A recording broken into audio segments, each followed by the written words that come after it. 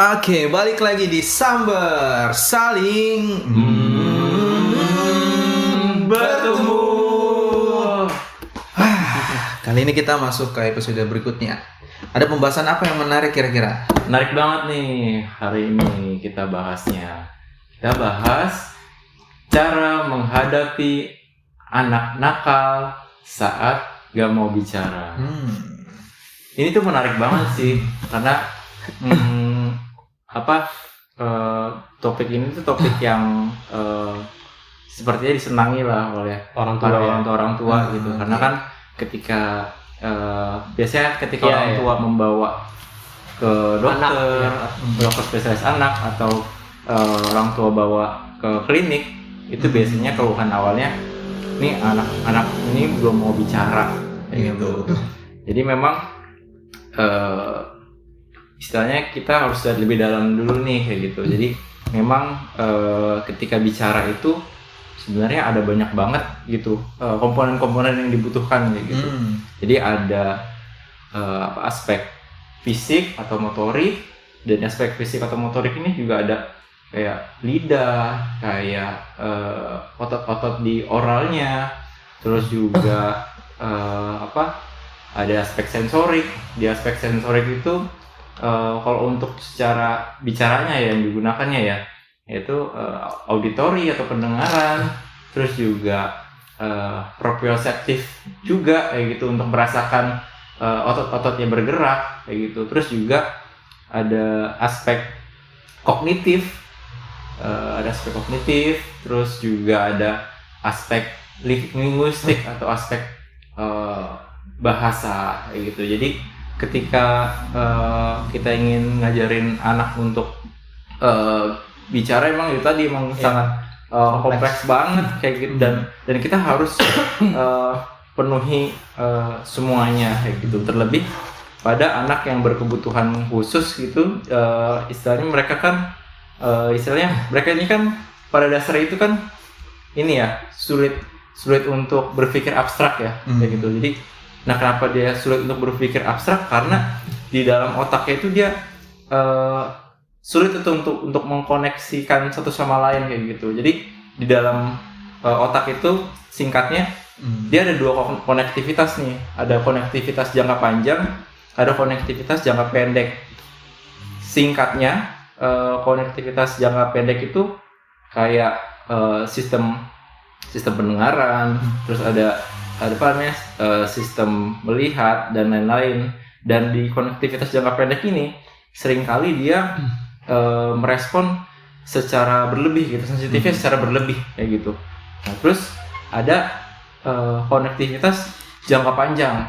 Jadi konektivitas jangka panjang ini yang yang menggabungkan aspek-aspek konektivitas jangka pendek itu tadi. Jadi kayak dari memori, dari pengalaman, dari rasa sentuh, dari semua aspek itu disatukan oleh konektivitas si jangka panjang ini kayak gitu. Dan ini ibaratnya itu konektivitas itu ibaratnya kayak ada komplek kayak gitu. Nah, itu konektivitas jangka pendeknya. Nah, itu ada jalan-jalan raya, jalan-jalan besar yang untuk menyatukan aspek-aspek lain ke istilah dari rumah ke toko misalnya kayak gitu. Nah, itu konektivitas jangka panjang. Nah, seringkali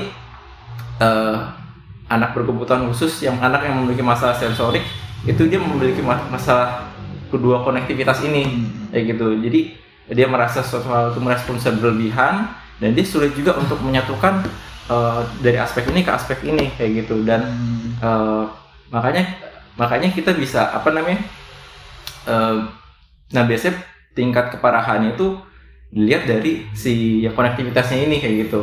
Jadi ketika dia emang sulit untuk merencanakan, sulit sensitivitasnya tinggi, nah biasanya akan lebih tertantang juga tuh untuk si sensoriknya gitu. Jadi memang kita bisa lihat tingkat keparahannya itu dari sisi konektivitas ini kayak gitu. Jadi dan makanya balik lagi ke hal yang tadi itu ya, ke hal yang aspek bagaimana anak itu bisa berbicara. Ya tadi aspeknya ada banyak, tapi dia kesulitan untuk mengkonektivitaskan jangka pendek dan jangka sepanjang itu kayak gitu. Bisa dibilang itulah penyebabnya. Kelihatannya masalahnya sederhana soal ngomong kayak gitu, yang nggak ada masalah sama anak yang umum, tapi sebenarnya ada masalah sama anak kebutuhan khusus karena begitu banyak hal-hal yang harus dilakukan untuk diperbaiki kayak gitu, sesuatu yang anggapannya bagi orang tua mungkin sesuatu yang harusnya anak bisa, tapi ternyata anak nggak bisa, begitu banyak permasalahan yang harus diselesaikan kayak gitu. Jadi ya ini sebagai gambaran, aku jadi makin dapat gambaran juga bahwa ya sekedar ngobrol, sekedar ngomong, sekedar bicara, tapi aspek untuk mencapai hal itu seruwet dan serumit itu, dan kita akan coba mungkin bahas satu persatu ya kayak gitu. Kalau dari dari Lutfi sendiri gimana? Iya, kayak ketika kita berbicara tentang bicara itu kan ya tadi ya kompleks sekali gitu. Sebenarnya untuk lebih jelasnya memang konektivitas yang dimaksud tadi itu lebih seperti ya progres dia dari penerimaan sensorik atau stimulasi yang didapatkan itu kan dari hanya ya istilahnya proses mengenal sampai bisa membedakan sampai nanti itu bisa tadi ya merencanakan dan membuat sesuatu yang berdasarkan pengalaman sebelumnya gitu. Jadi terkadang tuh dianggap remeh, contohnya kayak anak, ini yang pernah aku bilang sih ya, kayak anak nggak merangkak atau merangkak sebentar gitu misalnya, anak merangkak sebentar gitu kan, itu yang sering terjadi kan, kayak orang tua tuh sering kali bangga kalau misalkan kayak ngeliat, anakku udah bisa jalan di umur 8 bulan atau di umur 10 bulan misalnya gitu, atau udah mulai bisa berdiri gitu 2 kaki di umur 8 bulan. Padahal sebenarnya terkadang hal-hal minor ya seperti tadi itu tuh penting. Kenapa? Karena kalau kita mau ditarik lagi misalkan dengan anak merangkak itu kan secara langsung itu menstimulasi kekuatan otot di area bahu sampai ke area lengannya dia kan keseluruhan, karena posisi menahan itu kan dia akan lebih dapet tuh tahanan tekanan setiap pergerakan anak gitu kan. Terus juga dari proses itu nantinya tuh akan lebih menguatkan juga dari sisi selain bahu tuh ya trunksnya, perut gitu sampai ke area kepala kan, karena dia harus menahan posisinya, harus tetap stay lurus gitu. Nah itu nantinya tuh akan menstimulasi secara tidak langsung tuh anak akan lebih siap gitu. Yang tadi yang Om Afi udah jelasin kayak aspek motorik itu tuh di area oral tuh kan sangat kompleks. Nah dalam membangun kemampuan hal tersebut yang baik itu harus juga distimulasi dari hal-hal tadi gitu, dari hal kecil. Makanya sering kali kalau kita di SI itu ya kan sering banget kayak kita ditanya gitu sama orang tua, kayak misalkan gini contohnya, kenapa sih anak saya harus merangkak lagi gitu, kenapa sih PR harus merangkak, kenapa PR harus manjat kan gitu kan.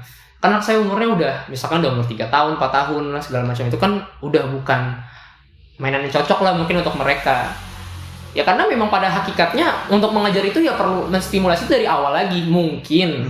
Terkadang orang tua tuh nggak menyadari ya hal-hal yang tadi ku bilang gitu kan. Hingga akhirnya terkadang baru dia ngomong misalkan kayak iya nih anak saya waktu itu tuh belum dapet nih merangkak sebentar doang, merangkaknya atau nggak merangkak sama sekali langsung jalan gitu. Jadi basicnya tuh ada yang tadi ya konektivitasnya itu tuh istilahnya tuh perkembangan itu ada yang terputus, terlewati tuh. Nah kekosongan itu yang nyebabin ketidakmampuan dia tuh di tahap selanjutnya kan. Nah itu yang akhirnya terkadang bikin anak tuh jadi susah buat bicara gitu loh. Tapi nanti deh ini mungkin kali ya, tapi banyak juga sih kayak apa sih ya, kalau kita mau kaitin bicara tuh banyak banget memang. Maksudnya ini kan dari sisi kita, ada juga kan dari sisi misalnya kepercayaan, kebudayaan orang nggak bisa ngomong tuh karena apa-apa, itu juga banyak sekali itu. Makanya kalau menurutku sih memang nggak bisa ditanggapi dengan satu hal aja gitu, karena memang dari sisi internal ya tadi ya, fisik, eksternal, lingkungan juga tuh sangat membentuk sekali gitu sih kalau menurutku. Terus juga aku mau nambahin ya, jadi istilahnya yang aspek merangkak itu pun juga sangat berkaitan satu sama lain ya. Betul. Gitu. Jadi maksudnya walaupun dia sifatnya merangkak, itu juga bisa mempengaruhi dia di aspek cara anak bicara bisa atau enggaknya kayak gitu. Betul. Terus juga salah satu kekompleksitasan si bicara ini adalah salah satunya kayak yaitu tadi kan merangkak. Nah si merangkak ini dia kan melatih si motoriknya ya, melatih otot-ototnya, dan itu dia juga melatih si keseimbangannya juga gitu. Karena kan ketika kepalanya bergerak, otomatis keseimbangannya juga gerak juga, terlatih juga. Nah nanti ketika si keseimbangannya itu udah lebih oke, nanti ngarah ke fokusnya dia juga lebih oke. Dan ketika fokusnya lebih oke, nanti juga akan mengarah ke memperhatikan orang. Jadi dia akan melihat bagaimana orang bicara, nanti masuknya ke kognitif, nanti kognitif masuknya ke bahasa. Terus juga si motorik ini, jadi ketika misalkan pertama dia nggak dikasih merangkak juga misalnya, terus juga nanti kan si otot-ototnya juga jadi lemah ya, yang bagian atas ya, otot di tubuh, bagian leher kayak gitu, bagian kepala itu juga akan lemah juga. Nah itu juga akan mempengaruhi juga ke bicara juga, akan mempengaruhi juga nanti si keseimbangannya juga, sensorik keseimbangannya, karena dia sulit untuk nyimbangin diri karena si ototnya tadi gak mampu itu tadi. Terus juga ketika si otot ini juga nggak mampu, misalkan otot inti tubuhnya itu nggak mampu, otomatis dia kan akan kesulitan tuh di lehernya, biasanya otot lehernya juga akan kesulitan, dan nanti larinya juga di otot-otot sekitar mulutnya juga akan kesulitan. Nah itu juga akan mempengaruhi juga nanti ke cara dia menghembuskan nafas, kontrol tenaga saat menghembuskan nafas. Terus juga ya otomatis tiupnya juga pengaruh juga, misalkan nafas tiupnya itu nggak bisa dikontrol, otomatis kan ngomong juga nggak bisa dikontrol tenaganya ya. Nah ketika hembusan tiupannya terlalu banyak, otomatis kan energi langsung habis. Nah energi langsung habis, nah itu juga nanti akan mempengaruhi juga tuh ke pengalaman dia dalam bicara. Nanti dia jadi nggak nyaman juga tuh nanti dia untuk bicara. Jadi memang memang bicara itu sangat kompleks sekali gitu. Jadi kita harus memperhatikan secara detail tadi. Jadi makanya mungkin kan kadang kan ada orang tua yang istilahnya kok perkembangannya hanya kita hanya kecil-kecil ini aja kayak gitu. Nah sebenarnya yang kecil-kecil ini penting yang pada endingnya ya sesuai dengan keinginan orang tua itu tadi, yaitu bicaranya dia gitu. Jadi kadang kan adalah kayak pembicaraan kayak dari orang tua bahwa kita nggak perlu, udah anakku nggak perlu sensori integrasi kayak gitu, nggak perlu dikembangin sensoriknya, langsung aja ke terapi ABA kayak gitu. Jadi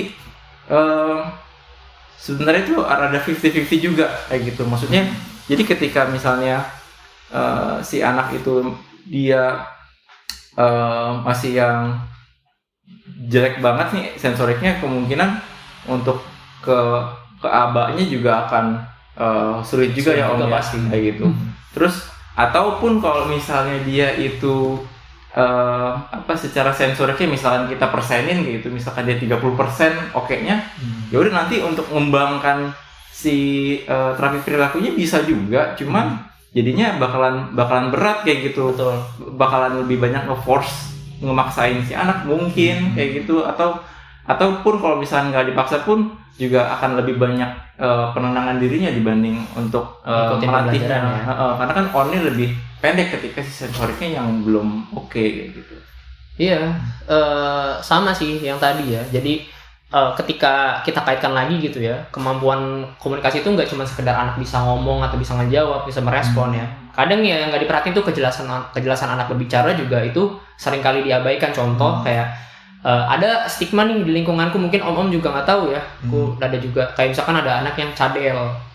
Kadang sering ngomong enggak nih karena orang tuanya juga cadel gitu, atau karena memang lidahnya pendek segala macam. Memang betul ada yang hal-hal tersebut tuh juga berkaitan. Mungkin ada ya emang lidahnya secara genetiknya memang pendek atau apa. Cuman yang sering muncul tuh sering jadiin istilahnya tuh kata defensif ketika mereka tuh menutupi kekurangan anak itu, karena ya itu nggak bisa berbicara dengan artikulasi yang jelas kan. Nah padahal bisa jadi ya itu ada hal-hal yang sebenarnya anak-anak ini tuh nggak dapat stimulasinya secara matang ya. Jadi kan tadi Om Afi udah jelasin tuh ya tentang nafas apa. Nah itu tuh sebenarnya juga nanti akan membentuk juga tuh kemampuan anak tuh untuk mengucapkan kata tuh jelas atau tidak, tahan lama atau enggak ya kan. Terus juga kayak kata yang dikeluarkan itu tuh besar kecil. Nah itu tuh nanti kan berpengaruh ke situ juga. Makanya nggak hanya tentang anak bisa ngomong atau apa, enggak.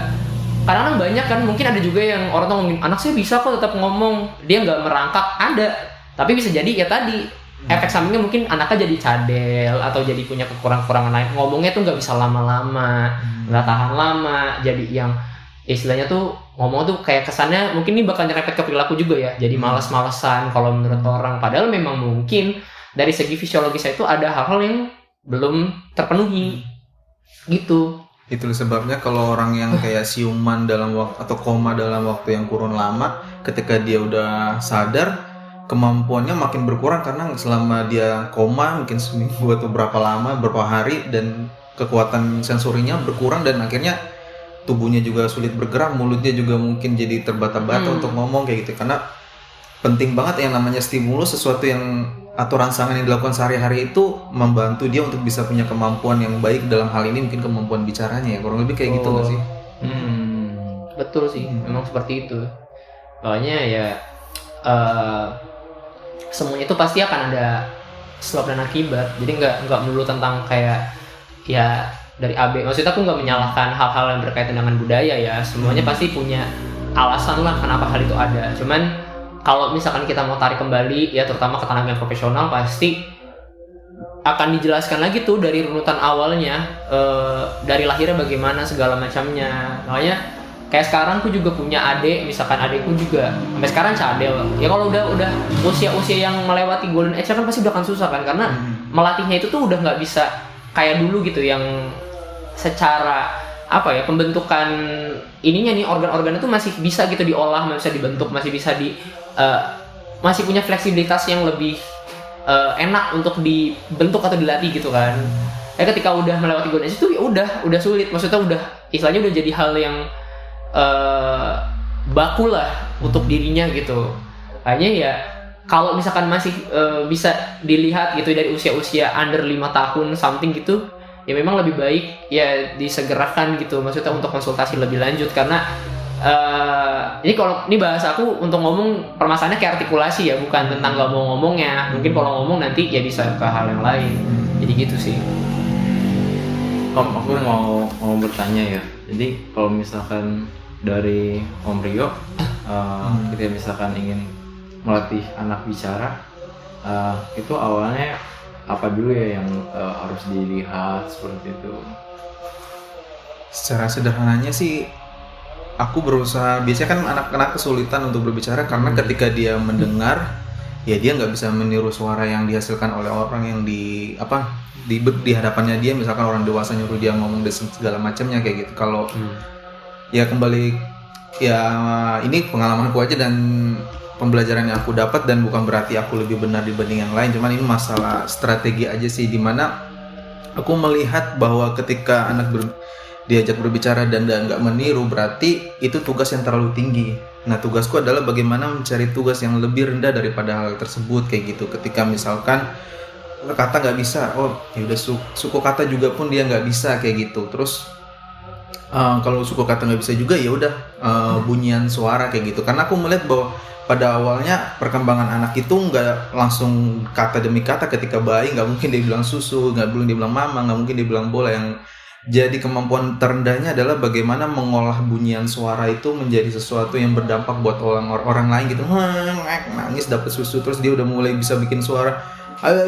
Oh ya, oh ya, ada apa di sana? Oh aduh, kamu ngompol ya kayak gitu. Jadi kayak ketika anak bersuara, aku membuat tugasnya jadi lebih mudah, bahwa ketika anak bersuara itu menjadi sesuatu yang berdampak besar buat anak kayak gitu, sehingga tumbuh rasa kepercayaan diri bahwa ketika dia berbicara, dia dapat perhatian, dia dapat sesuatu yang dia suka kayak gitu. Karena aku ngerasa bahwa ketika dia belum bisa meniru, bukan karena dia nggak mau meniru, tapi belum mampu meniru kayak gitu. Jadi aku ngeliat ketika kita membiasakan dia berbicara, toh nanti pada waktunya dia akan punya kemampuan untuk bisa meniru kayak gitu. Tapi yang penting aku pengen anak itu suka dulu ngomongnya kayak gitu, suka berbicara dulu kayak gitu ke orang lain, berinteraksi, sehingga pada akhirnya lama-kelamaan sesuatu yang dilakukan itu kan menjadi sesuatu yang lebih master, maksudnya sesuatu yang lebih bisa dikuasai sama anak, dan pasti akan jadi lebih mudah untuk kemampuannya berbicara kayak gitu. Jadi ibaratnya memang kita lebih baiknya fokus untuk ngembangin makna-makna pada si anak gitu ya, maksudnya dibanding kayak kita mendahulukan anak bisa bicara A, B, C, tapi dia nggak tahu maknanya apa. Kayak misalnya kayak kita suruh bilang buka, terus dia bisa bilang buka, tapi dia nggak tahu maknanya gimana, maknanya apa, jadi meaningless gitu ya Om ya. Maksudnya jadinya hanya fokusnya ke ngebeoknya aja gitu ya. Iya. Dan berarti kayak Om lebih fokus untuk kayak ningkatin self esteemnya si anak kayak gitu ya Om ya. Iya.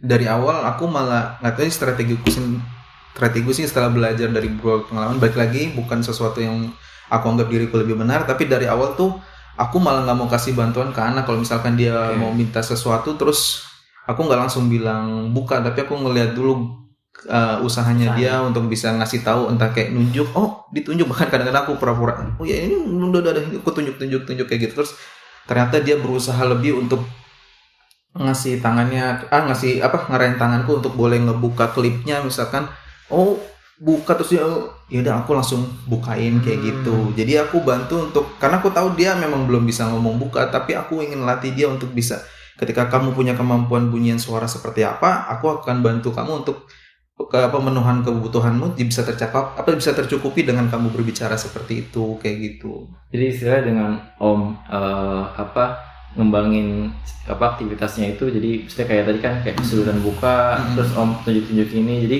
itu kayak supaya ningkatin maknanya supaya biar dia sendiri yang cari cara untuk ngebahasainnya gimana, supaya ningkatin itu tadi ya makna dalam bicara ya, seperti itu. Tapi bukan berarti aku nggak ningkatin, seandainya kayak misalkan dia udah bisa nih kayak mau minta buka tuh ada bersuaranya kayak gitu, nanti momen berikutnya aku tahu nih sebenarnya dia levelnya udah bisa, nanti aku akan naikin lagi, kayak misalkan dia udah terus ditiup kayak gitu,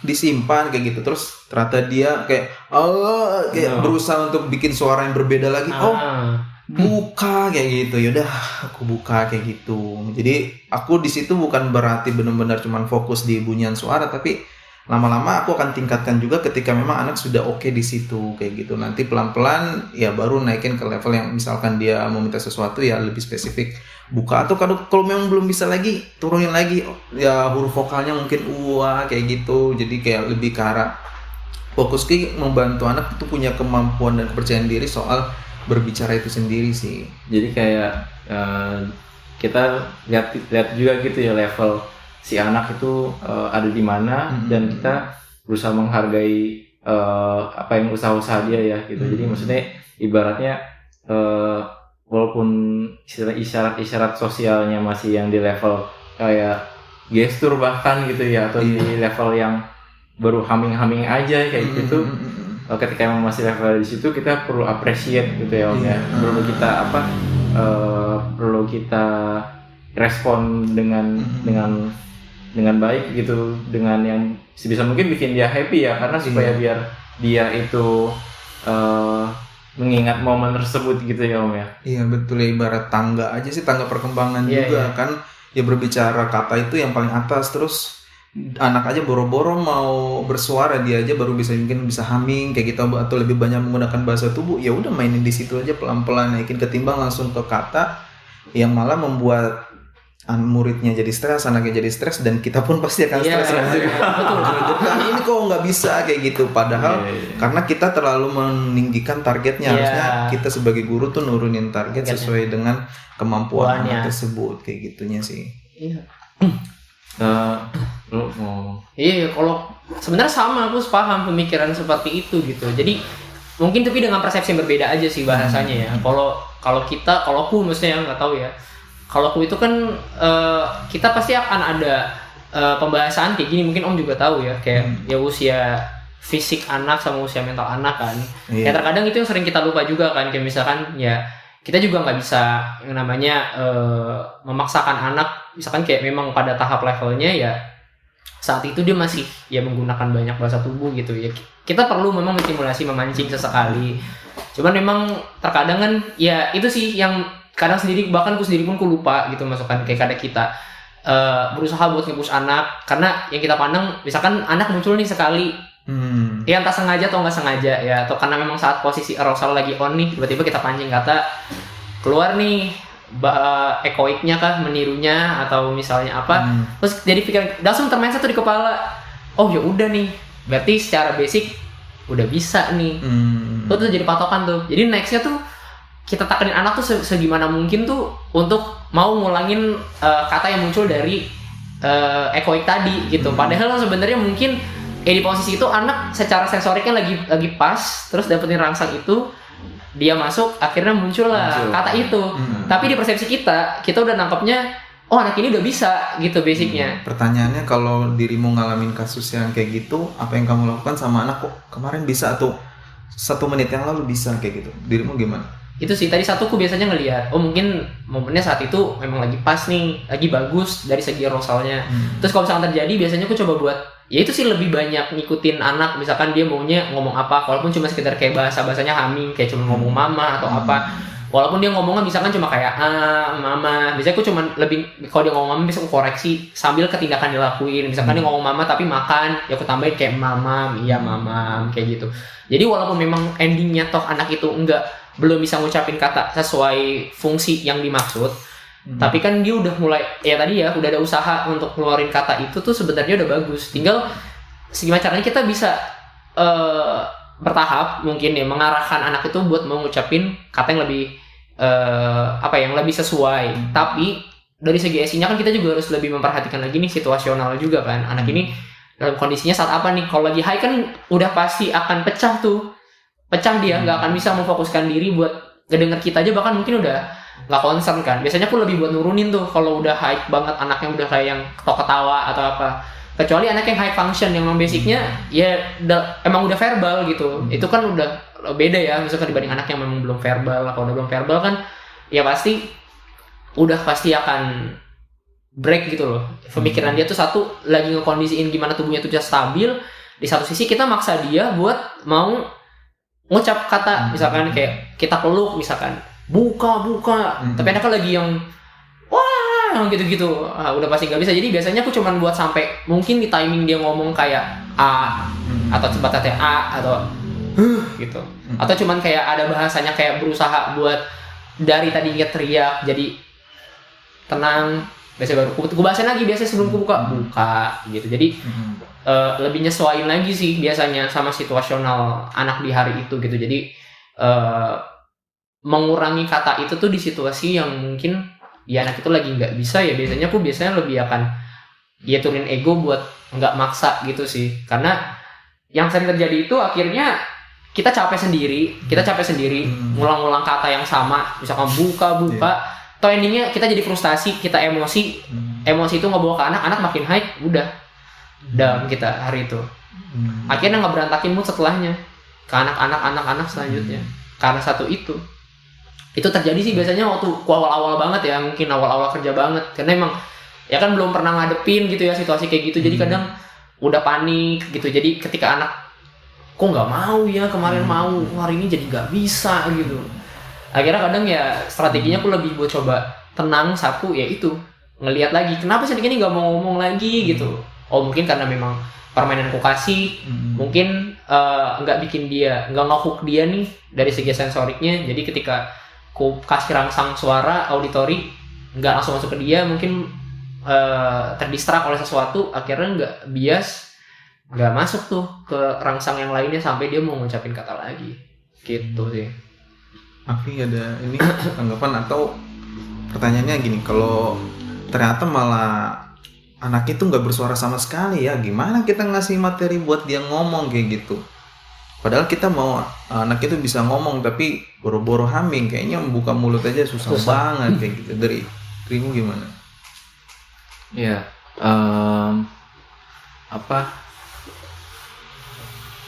pertama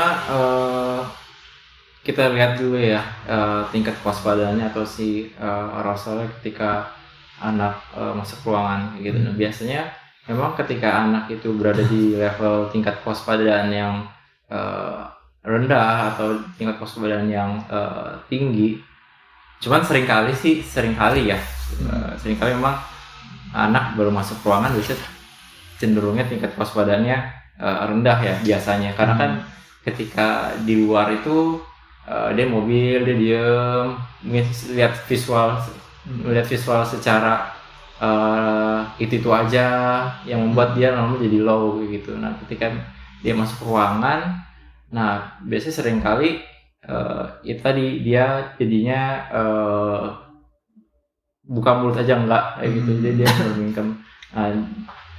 Nah di saat itu kita harus bikin dia on dulu. Kita harus onnya dengan ya itu tadi, kita penuhi preferensinya dia hari ini apa, atau sebelumnya preferensinya apa, dia suka apa, kita coba hebohin, kita kasih atau kita bebasin juga. Nah biasanya ketika ini anak ini udah panas nih, udah on, nah biasanya dia akan masuk tuh ke tingkat kewaspadaan yang optimal. Nah ketika tingkat kewaspadaan optimal baru bisa tuh kita masuk ke komunikasi gitu.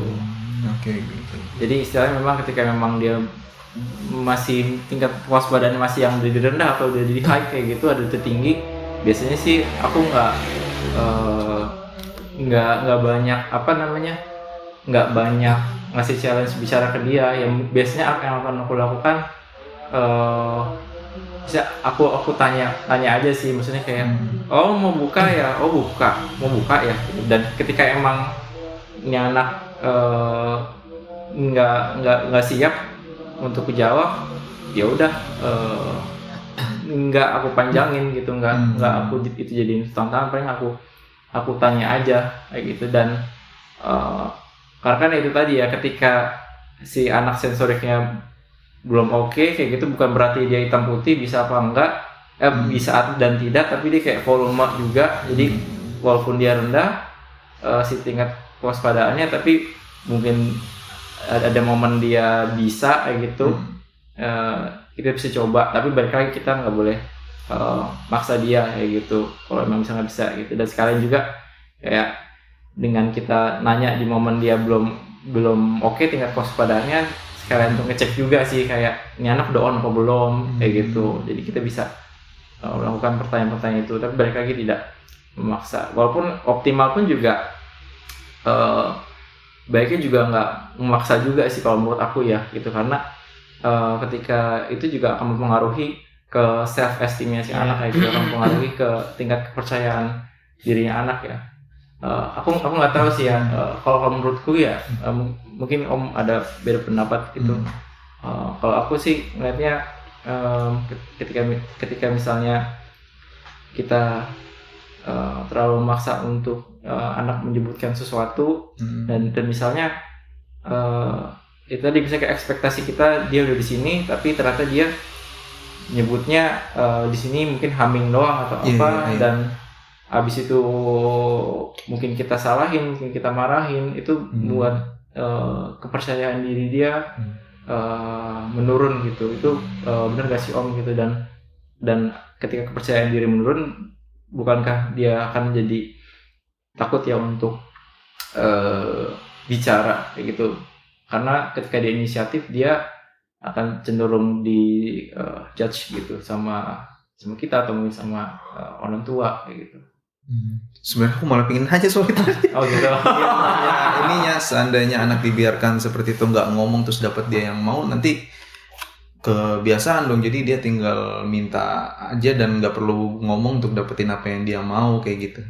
Mungkin sama kali ya, mungkin cuman pilihan katanya yang berbeda. Kalau dari akunya sih, kalau melihat secara psikologisnya, kalaupun memang sebelumnya bisa, kemarinnya bisa, terus hari ini dia nggak bisa, dan kita seharusnya sebagai guru pasti bisa ngelihat sebenarnya seberapa usahanya dia, dan emang kelihatan dia cuma bisa di humming atau bahkan cuma gunain bahasa tubuh tapi nggak keluar lagi suaranya, ya aku biasanya ya nggak apa-apa dibantuin sambil aku yang bantu bahasain, oh ya mau buka kayak gitu, karena penting untuk bisa nakar ini stresnya udah terlalu berlebihan ya, entah mungkin ada sesuatu yang bikin dia stres dan aku nggak mau bikin tambah stres yang bikin pembelajaran jadi nggak lebih kondusif kayak gitu. Dan secara manusiawi sih aku ngeliat ini adalah bentuk dinamika, dan kita pun sebagai orang dewasa yang punya dinamika kemampuan top performance yang kadang bisa kerja bisa 100% ya, kadang juga bisa kerja 50%, 30%, dan itu adalah bagian dinamika bahwa kita nggak akan selalu bisa lebih baik atau sama persis baiknya seperti hari kemarin kayak gitu. Jadi kayak ya aku memaklumi sih ya, dimana ya aku akan turunin targetnya dulu, terus kalau dia udah mulai oke, baru nanti naikin lagi kayak gitu. Oh kalau dia tadinya cuman bisa humming, terus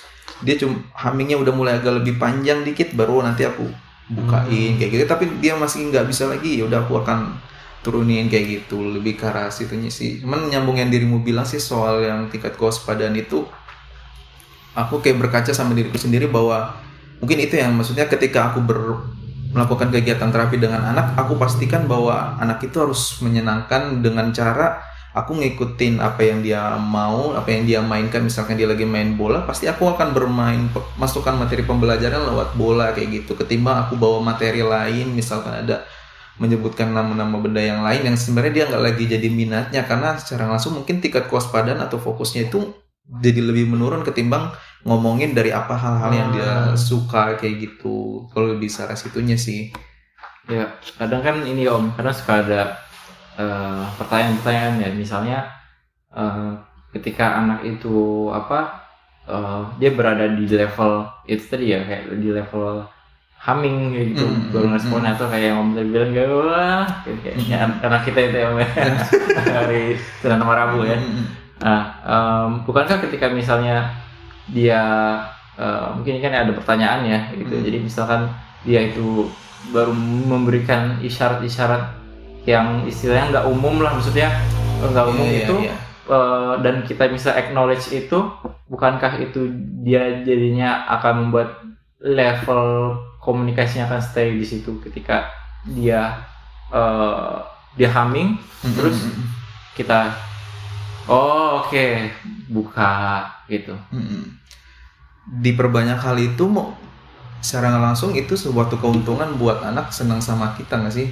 Karena kan tujuannya ngobrol itu kan bagian dari interaksi. Ketika kita bisa memfasilitasi dia dengan baik, dia akan senang dan dia akan kembali lagi sama kita kayak gitu. Dan ketika dia percaya sama kita, ketika kita naikin targetnya, tantangannya pasti akan lebih diterima sama anak kayak gitu. Ya balik lagi, kita bukan berarti stay di situ, bertahan di tantangan yang kecil itu, enggak, tapi kita bantu untuk boleh anak itu senang sama kita, terus dengan percaya sama kita, dan dia akan balik lagi sih akan lebih siap kayak gitu. Ketimbang dari awal kita udah langsung pasang target yang tinggi, yang mana membuat anak lama-lama mengidentikan kita bahwa kita adalah sebuah masalah yang rasanya nggak bisa terpecahkan dan kalau bisa dihindari daripada didekati kayak gitu. Jadi kan efeknya memang dengan cara yang seperti ini akan lama banget kayak gitu, tapi hasilnya tuh lebih efektif menurutku karena anak tuh jadi seneng sama kita dan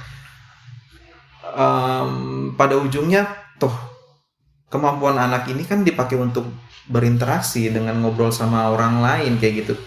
Toh kalau seandainya dia bisa ngobrol tapi dia nggak nyaman bicara dengan kita, ya udah kemampuannya itu akan hanya dipakai untuk diri sendiri aja, atau cuma kayak nonton YouTube terus melabeling atau berkomentar, tapi dia nggak terbiasakan diri kemampuan berbicara itu dipakai buat sama orang lain. Dan yang perlu diingat kan gejala-gejala umum yang biasa di anak hadapi kan adalah diagnosanya adalah anak autis. Autis itu kan arti katanya menyendiri. Justru padahal menyendiri itunya harus menjadi sumber masalah yang harusnya diselesaikan dengan baik kayak gitu. Jadi kita fokus mengemas materinya harus bisa menyelesaikan kesendiriannya itu kayak gitu ya sih.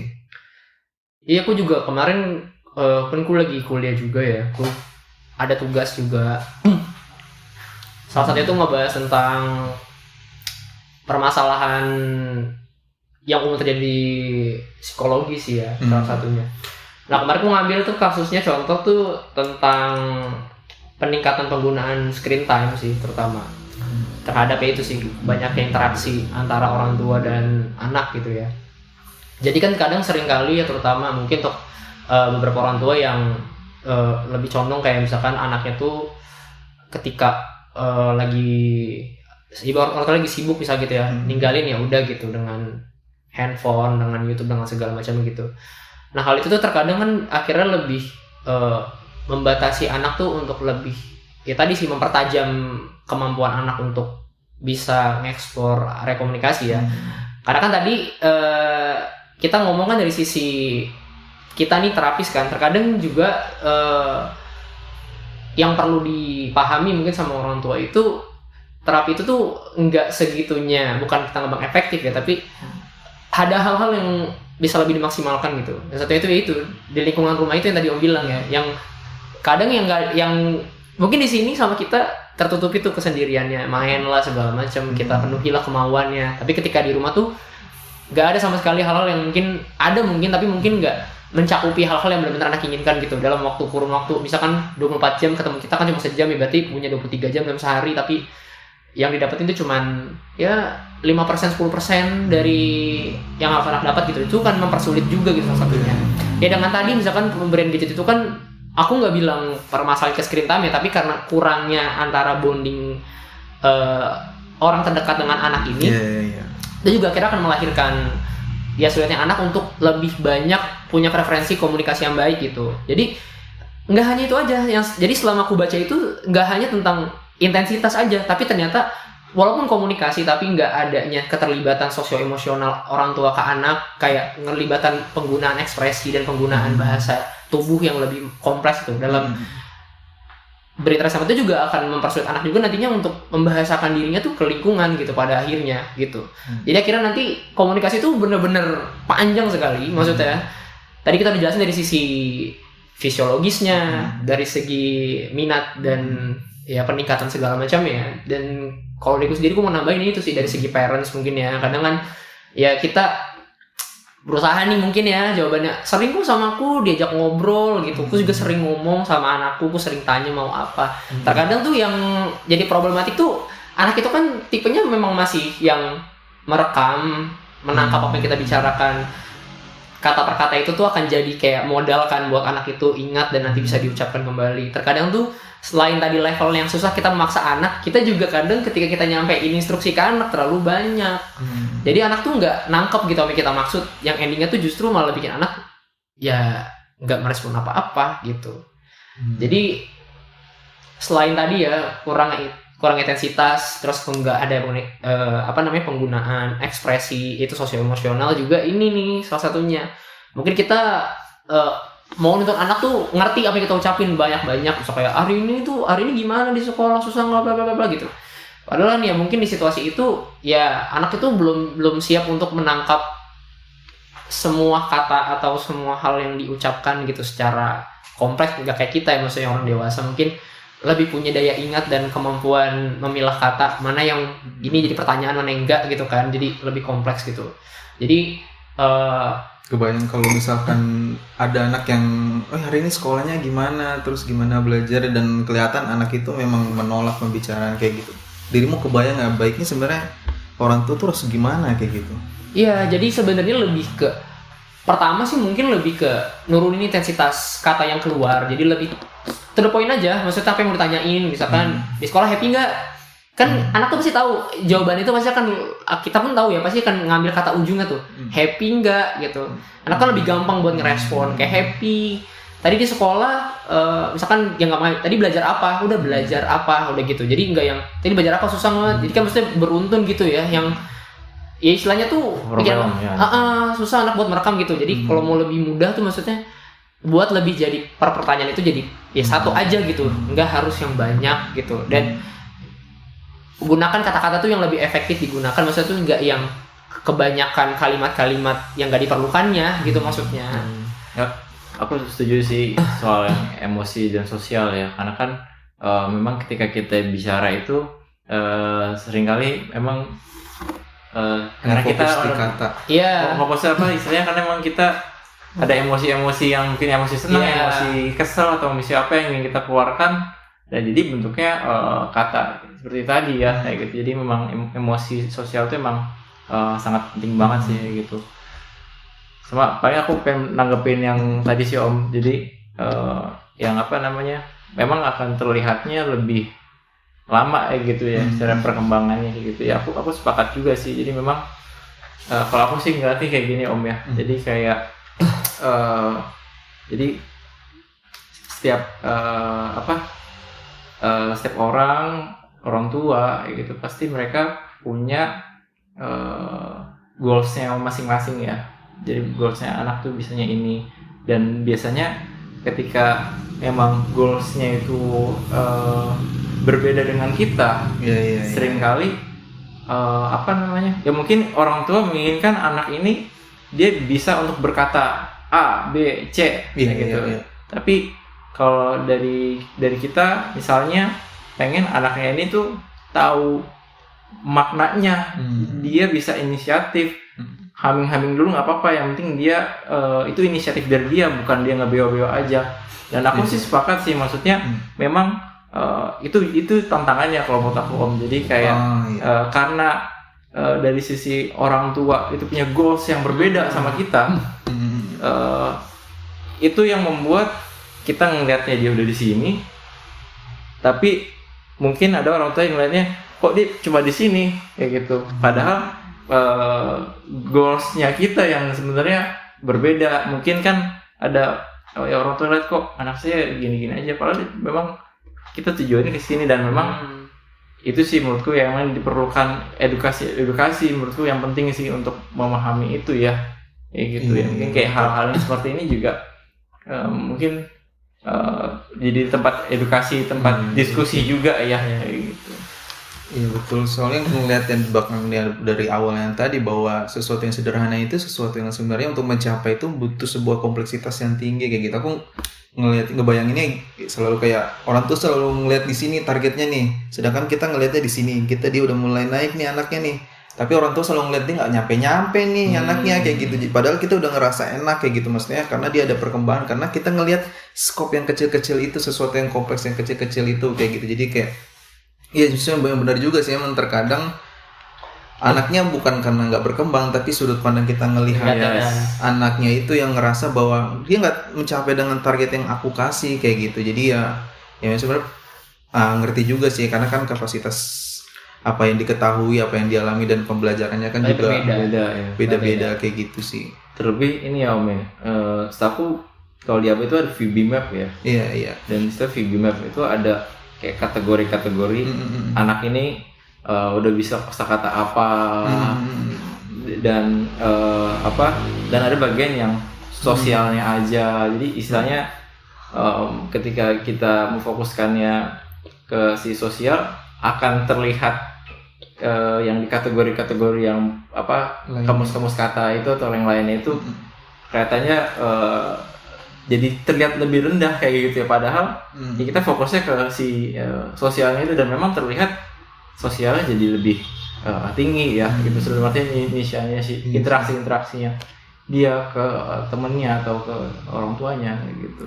Iya, dan VMAP itu kan bentuk kayak kurikulum, dan ya ya kita sebagai terapis memang pasti punya ilmu dan strategi pasti bisa berbeda-beda. Dan apa yang dia mau bilang itulah sebenarnya salah satu strategi yang aku lakukan sih. Maksudnya aku sekarang belajar untuk mengedepankan interaksi sosialnya, karena pada akhirnya aku ngerasa bahwa rasanya sayang banget dan nggak percuma sih, cuman agak sangat disayangkan ketika dia bisa ABC, dia bisa 1 sampai 10, mungkin dia bisa penjumlahan, dia bisa tahu banyak sekali nama-nama binatang, nama-nama hewan, tapi dia nggak tahu cara berceritanya ke orang lain, dia nggak punya keinginan untuk ngobrol sama orang lain, dia cuma bisa senang untuk dirinya sendiri kayak gitu. Jadi aku sih strategi yang aku lakukan sekarang adalah bagaimana cara mengemas sebuah materi itu menjadi sebuah hal yang memang bisa diinteraksikan sama orang lain, sama ke orang lain kayak gitu, karena biar ilmunya langsung kepake. Mungkin secara yang sederhananya mungkin agak di luar konteks dikit, kayak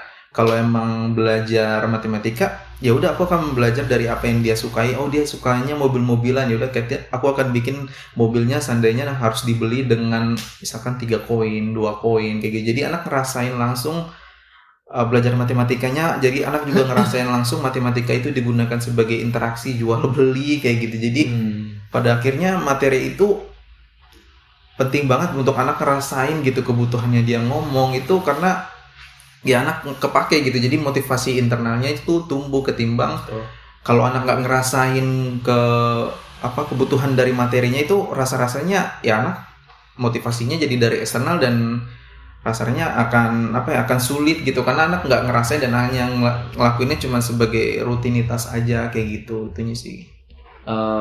Ya sih, itu menarik banget sih. Jadi tapi kalau menurut Om Rio, ada nggak strategi Om Rio untuk ningkatin self esteemnya si anak dalam bicara, atau kepercayaan diri anak dalam bicara? Karena kan memang kan itu tadi ya, ketika kita pengen bikin anaknya inisiatif itu kan memang kita butuh meningkatkan kepercayaan diri dia gitu. Ada strategi-strategi yang khusus gitu atau yang Om Rio punya gue lah. banget kayak gitu.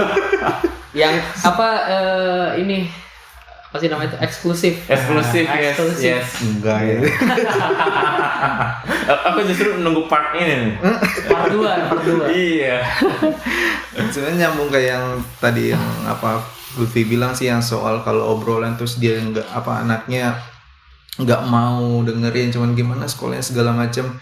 Ya karena inisiatif itu nggak muncul karena nggak membahasakan atau membicarakan apa yang menjadi minat anak pada saat itu. Jadi kayak yang perlu yang pendekatan yang bisa aku lakukan ya biasanya cuma meningkatkan kemampuan anak. Ya aku harus masuk secara langsung ke dunianya anak, ngajak ngobrol anak kayak gitu misalkan dia bahkan ya ekstrimnya, maksudnya ketika anak masuk ke dalam ruangan terus anak langsung pegang daun pintu dan berusaha untuk keluar kayak gitu. Yang aku lakukan untuk saat ini adalah bukan aku menawarkan mainan, ini ada mainan itu kayak gitu. Aku malah membuat anak nggak bisa mengekspresikan dirinya kayak gitu. Justru aku, mau keluar ya, aduh mana mama ya. Aku berusaha untuk pura-pura ikut juga buka pintunya. Aduh mama, aku berusaha untuk membuat apa yang anak pikirkan, apa yang menjadi perhatian anak pada saat itu bisa terungkapkan pada saat itu kayak gitu. Tapi secara langsung sebenarnya kakiku udah nahan pintu, jadi biar nggak bisa kebuka kayak gitu. Mama, aduh, nggak bisa kayak gitu. Dan dari situ perhatian anak akan jauh lebih mudah ke aku. Aku udah ngalamin langsung betapa walaupun sulitnya anak memang pingin keluar, dan ketika kita masuk ke dunianya anak atau minatnya anak akan jadi memperhatikan kita karena anak jadi merasa berdaya nih. Dan berdaya itu kan, merasa berdaya itu bagian dari dia ngerasain hasil dari kemandiriannya, karena orang lain tuh jadi ngikutin dia kayak gitu. Walaupun sebenarnya kita nggak ngikutin banget kayak gitu, kita ada teknik untuk bisa ngalangin dia untuk keluar dari ruangan kayak gitu. Dan strategi berikutnya mungkin ya singkat aja, kayak aku nggak akan mengulang di respon yang sama kayak buka pintu nggak bisa, tarik nggak bisa. Itu malah membuat daya anaknya jadi turun lagi kayak gitu situasi. Justru aku harus tetap memberikan respon yang bervariasi, kayak misalkan aku keluarin kunci kayak gitu, pakai ini kuncinya nggak bisa nggak ya kayak gitu. Nggak bisa, coba pakai kertas, walaupun kertasnya cuman iseng-iseng doang, kertasnya dimasukin ke selipan pintu terus ini digesek-gesek, aduh nggak bisa ini gimana, mau kelihatan ya, coba kita lihat ke jendela, nggak nyampe naik kursi kayak gitu. Jadi kayak bantu untuk anak tuh dihargai, anak tuh dibuat berdaya. Jadi pada akhirnya anak tuh ngerasa lebih percaya diri karena dia punya dampak buat orang lain. Dan dalam ini terapisnya akunya kayak gitu, lebih ke arah situnya sih. Jadi memang penting gitu ya untuk mengkomunikasikan kemungkinan yang jadi pikirannya si anak itu tadi ya. Gitu, misalnya kayak mau buka, gimana ya cara bukanya? Jadi kalau perasaan seperti ini gimana ya cara bukanya kayak gitu ya. Jadi jadinya anak juga jadi belajar mencocokkan, mensinkronisasi antara emosinya dia dan si komunikasi, dan balik lagi ningkatin makna tadi ya, lebih meaning gitu loh, dan ningkatin kepercayaan dirinya dia juga ya dalam bicara. Karena ketika misalnya kita suruh dia bilang buka tapi dia meaningnya nggak ada, jadinya kan dia nggak bisa mensinkronisasi itu ya Om. Jadi ya gitu sih ya. Palingnya refleksi dirinya, coba misalkan apa yang teringat pada masa-masa SD, kisah-kisah apa yang teringat. Kalau misalkan aku tanya sekarang, peristiwa atau cerita apa yang bisa kamu mudah ingat ketika masa-masa SD? Biasanya sih hal-hal yang menyedihkan sekali dan yang menyenangkan sekali biasanya. Nah itu maksudnya, itulah sebabnya juga ketika kita belajar yang kayak gitu akan lebih mudah dikenang sama anak. Maksudnya jadinya karena sesuatu yang sifatnya momentum dan menyenangkan banget itu ya, harapannya jangan menyedihkan ya, tapi yang menyenangkan banget, yang membuat dia anak jadinya lebih mudah untuk misalkan menyerap kata, dia lebih mudah untuk bisa mengetahui ini terapisku ini baik banget, dia tahu apa yang aku pikirkan. Jadi berikutnya dia muncul rasa aman karena dia udah ngerasain dampak yang sangat menyenangkan dan berkenan banget kayak gitu. Jadi merasa dipahami ya. Merasa dipahami kayak gitunya sih kalau dari aku ngeliatnya situ. Iya, tapi ini jadi poin juga sih ya, bahwa yang menyenangkan sekali dan menyenangkan itu dikenang, dan yang menyedihkan pun juga akan dikenang juga ya. Iya. Bukan dalam arti yang berbeda. Sayangnya sih seperti itu. Betul. yang malah membuatnya jadi kalau bisa menghindari gurunya atau menghindari terapisnya jatuhnya, kalau misalkan ya terlepas dari ada banyak faktor sih, tapi sebisa mungkin yaitu si manajemen stresnya itu yang perlu diperhatikan sih, karena kan tahu pada ujungnya kita pingin mereka atau anak-anaknya bisa datang lagi sama kita dan senang, maksudnya untuk belajar sama kita lagi kan, berarti kan secara langsung tujuan pengajaran kita yang membuat anak tuh senang belajar kayak gitu, lebih dari situ sih. Dan saya gini juga ya Om ya, maksudnya banyak juga guru-guru MTK, guru bahasa Inggris MTK lah ya biasanya ya, yang sama guru tersebut dibikin happy, dibikin senang, dibikin ketawa, dibikin bercanda, dibikin istilah-istilah yang menyenangkan. Hal itu juga untuk supaya biar anak enggak tegang dan lebih bisa terima ilmunya gitu. Dan hal ini seperti itu juga ya, dengan kita bikin anak itu happy, bikin anak itu senang, bukan berarti kita ngelolosin dia, bukan berarti kita menjerumuskan dia gitu, justru itu memudahkan dia ilmu yang masuk. Seperti tadi bahkan seorang guru MTK istilahnya di level-level istilahnya neurotypical atau yang tanpa diagnosa pun juga perlu pembelajaran yang bikin dia happy gitu. Jadi misalnya yang bikin happy itu bukan berarti ngejurumusin si anak ya Om ya. Kayak gitu. Berarti gimana? Kompleks banget. Tapi intinya aku dapat poinnya sih, aku dapat. Jadi ya poinnya sebenarnya make sense dan memang ya masuk lah, maksudnya sama apa yang aku pikirin gitu ya. Karena memang gampangnya gini, ketika kita punya benda nih, kayak sekarang kita pakai handphone sama apa yang namanya clip on lah ya. Clip on itu kan butuh pairing ke handphone supaya dia bisa mengerti dan bisa membahasakan apa yang kita ucapkan dari sini kan. Ya sama sih maksudnya. Jadi kita juga harus bisa menyesuaikan diri lah intinya kan. Bukan hanya pada anak ya, sama lingkungan juga kan dimanapun. Jadi supaya gimana caranya kita bisa memahami kondisi anak kan, berarti kita juga harus terjun langsung dan melihat bagaimana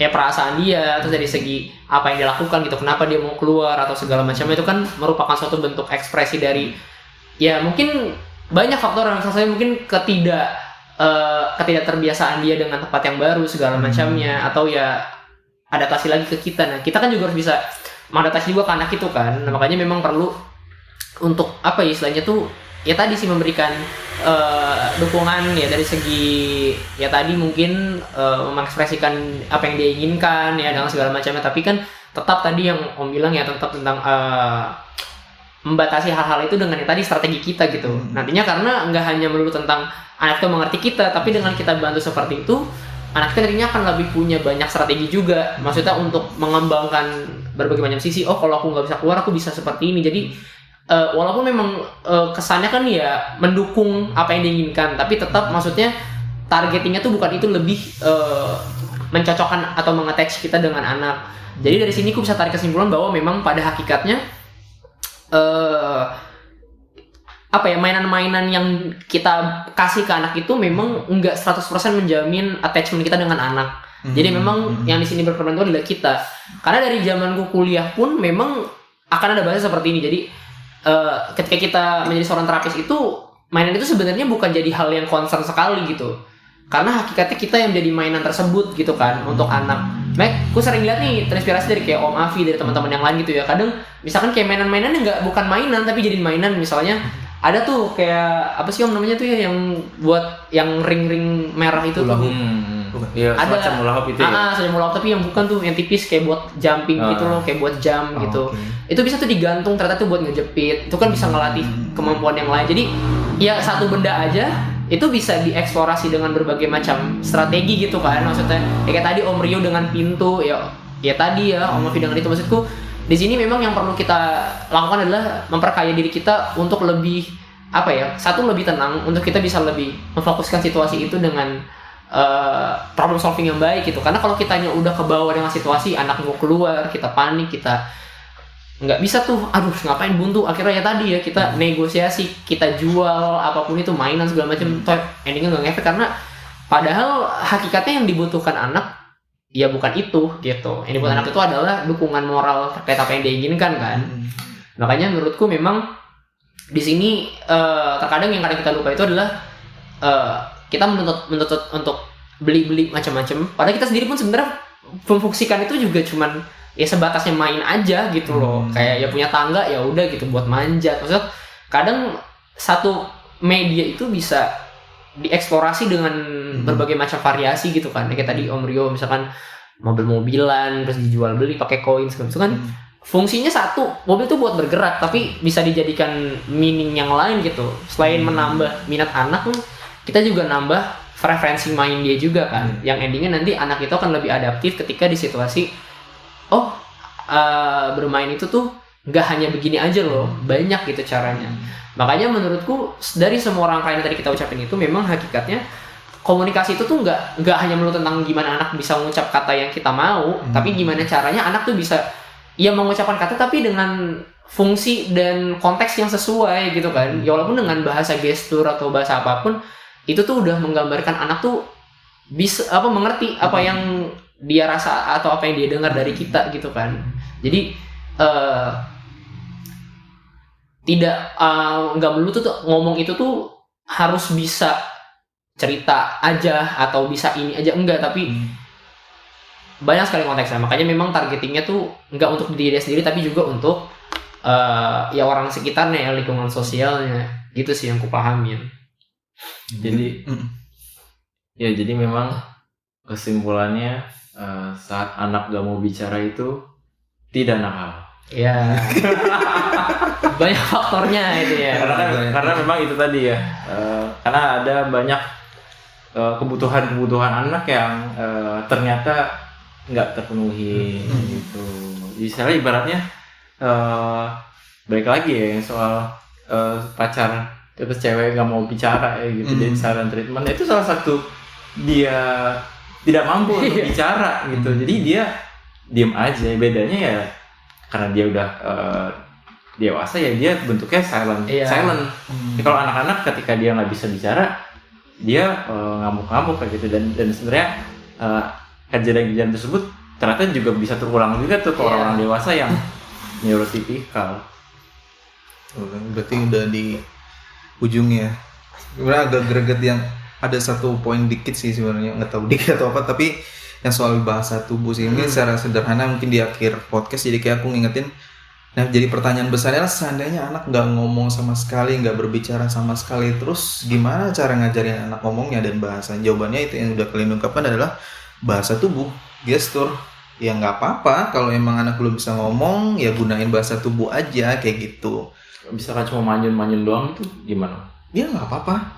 Nah yang jadi tantangan adalah gimana kita akhirnya bisa menaikkan tingkatnya kayak cuma bisa manyun. Oke, pas dia meminta mainan bola dia manyun doang kayak gitu, terus kita kasih karena kita tahu itu kemampuan terbaiknya. Terus di pertemuan berikutnya bolanya sengaja dinaikin kayak gitu, terus dia cuma manyun-manyun, terus kita bisa kayak pura-pura salah paham kayak apa ada burung ya, mana burung kayak gitu. Terus dia kelihatan cuman aku yakin dan percaya dia akan berusaha karena udah senang sama kita, dia akan berusaha untuk kasih energi yang lebih untuk entah manyunnya lebih panjang atau tangannya ikut bergerak atau tangan kita diarahin, akhirnya itu kan usaha lebih.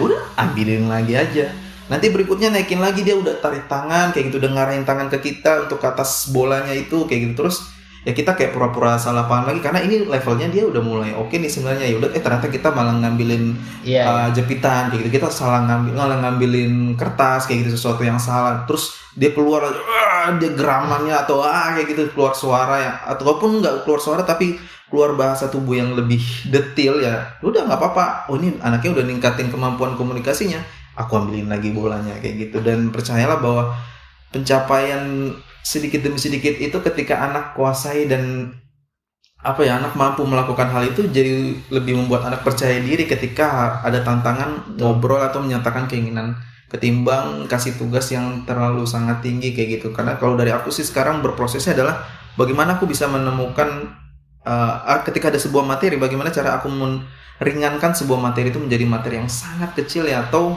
sesuatu yang mudah untuk dilakukan sama anak, tidak terlalu sulit, tidak juga terlalu mudah kayak gitu, lebih ke arah situnya sih. Dan itu memang butuh ketajaman dan pengalaman dan belajar sih memang. Udah sih dari aku atau udah lagi? Ini kata penutup kali ya atau gimana nih? Kata penutupnya kali ya. Kata-kata penutup. Kata-kata penutup. Kami lebih ke arah ini aja ya. Senang banget sih kalaupun ada komentar ya buat teman-teman atau buat orang tua ya boleh diskusi bareng sama kita. Balik lagi sih kami nggak merasa kami yang lebih benar kayak gitu. Kami hanya berusaha untuk mengungkapkan sudut dan pengalaman kami masing-masing, dan pada akhirnya kalaupun berbeda nggak apa-apa juga kayak gitu, sesuatu hal yang wajar. Yang penting kita terbuka, diskusi dan sehat, dan pada akhirnya apa yang kita diskusikan itu menjadi sesuatu hal yang baik buat anak, karena kan apa yang kalian katakan juga, counter argumen yang kalian katakan juga mempertajam pemikiran kami, dan akhirnya kami juga jadi mau belajar lebih lagi kayak gitu. Oke. Sepertinya ada kata penutup nggak? Udah sih, intinya sih lebih itu aja ya, maksudnya lebih menyesuaikan lagi, maksudnya untuk orang tua lebih peka gitu ya terkait itu kan yang kita udah ucapin gitu ya, bahwa komunikasi itu bukan hal yang mudah banget buat langsung dijudging nggak bisa ngomong, dan banyak banget faktor yang mengadasi itu gitu. Jadi diharapin buat mungkin buat parents yang masih memiliki anak yang dalam masa pertumbuhan tuh untuk lebih memperhatikan lagi situasi dan kondisi dari segi pemberian rangsang, permainan segala macamnya gitu ya. Jadi biar nantinya tuh pengembangan itu tuh nggak jadi momentum yang bukan sia-sia ya, tapi momentum yang tidak dimanfaatkan dengan baik gitu. Karena komunikasi itu tuh berdampak panjang banget buat kehidupan gitu. Bahkan aku sendiri pun, aku ngerasa bahwa aku dari kecil tuh bukan anak yang banyak banget ngomong, pemalu banget, pemalu sekali. Bahkan ini suka berisik berarti ya. Gitu enggak? Oh iya benar. Make sense. Nggak, maksudnya lebih ke gini sih. Jadi kayak bahkan untuk kayak ini zaman SMA untuk ke warung buat beli galon aja tuh nggak berani, nggak mau gitu. Karena ya bukan itu kan bukan dari sisi ngomong nggak bisa, tapi kan mungkin dari sisi sosio emosionalnya tuh nggak kebentuk gitu. Karena mungkin lingkungannya nggak mendukung saat itu ya, dari pertemanannya, lingkungan luar segala macam. Makanya penting juga untuk kita tuh nggak hanya memanfaatkan momentum tuh anak bisa ngomong aja, tapi perdayakan juga anak tuh untuk lebih memanfaatkan kemampuan sosial juga di lingkungan luar gitu sih kalau menurutku ya. Terakhir gimana pembuka dan penutup? Ini yang paling ngeri ya kan. Udah pembuka penutup biasa aja. Paling kalau dari aku sih kayak ya kita bahwa perkembangan anak ini kita bisa mungkin jangan melihatnya dari hitam dan putih ya gitu, bahwa kalau melakukan ini artinya memanjain nih, atau melakukan ini artinya dia terlalu keras nih. Ternyata ada loh di tengah-tengahnya itu ada juga gitu. Jadi ada juga bahwa ketegasan ke anak tapi dengan halus itu juga bisa juga gitu. Jadi nggak melulu kalau baik artinya itu memanjakan, kalau kita terlalu tegas artinya keras gitu. Bahwa ada tengah-tengahnya juga seperti itu, yang dimana seringkali memang di tengah-tengah itu cenderung membawa kebaikan lah gitu untuk perkembangan pada si anak kayak gitu. Oke, sampai jumpa lagi di episode berikutnya. Bye.